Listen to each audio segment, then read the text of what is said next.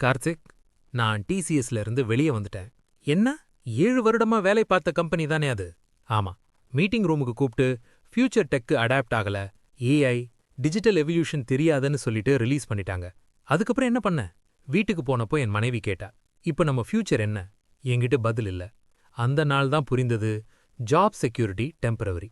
Meta Giltex பற்றி தெரிஞ்சுக்கிட்டேன். Meta கில்டெக்ஸா? அது என்ன exactly? It's not just a ப்ராஜெக்டா? It's a full digital ecosystem.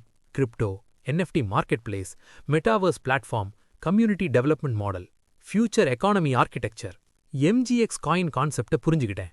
Block chain transparency, decentralization, value எப்படி கிரியேட் ஆகுதுன்னு கத்துக்கிட்டேன்.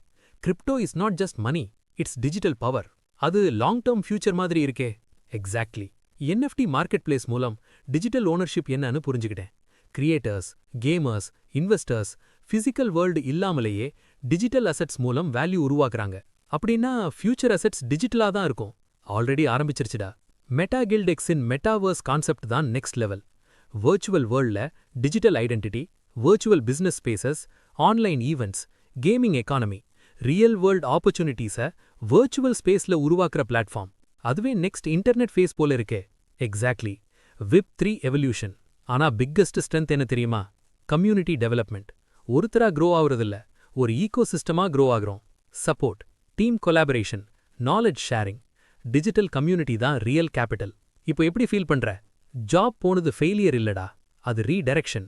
இப்போ நான் எம்ப்ளாயி இல்ல, digital ecosystem participant.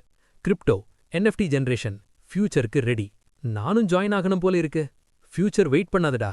Crypto, NFT, metaverse, community, இதுதான் நெக்ஸ்ட் வேவ். அப்கிரேட் ஆவறவங்க லீட் பண்ணுவாங்க, லேட் ஆவறவங்க ரிக்ரெட் பண்ணுவாங்க. மெட்டா கில்ட் எக்ஸ் உடன் நம்ம ஃபியூச்சரை நாமே பில்ட் பண்ணலாம்.